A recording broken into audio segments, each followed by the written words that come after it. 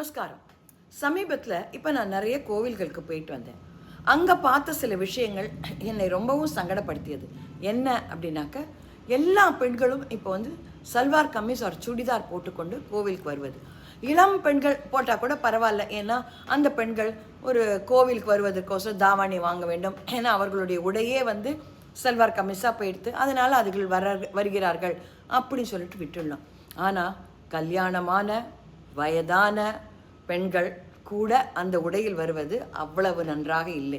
அது மட்டும் இல்லாமல் அந்த உடையில் வரும்போது மேல் அங்கிகள், அதாவது இந்த துப்பட்டா அப்படின்னு சொல்கிறோம் இல்லையா, அது கூட போடாமல் நிறைய பேர் கோவிலுக்கு வர்றது அவ்வளவு நன்றாக இல்லை. நம்மளுக்கு அழகாக ஒரு பாரம்பரிய உடை, கோவில்களுக்கு போனால் அணிய வேண்டிய உடை, அது கட்டி கொண்டு போனாலே பார்ப்பவர்கள் பார்வையில் நம்ம மதிப்பு கண்டிப்பாக உயரும். இதை எல்லாரும் புரிஞ்சுட்டு அனுசரிக்கணும் அப்படின்னு கேட்டுக்கொள்கிறேன்.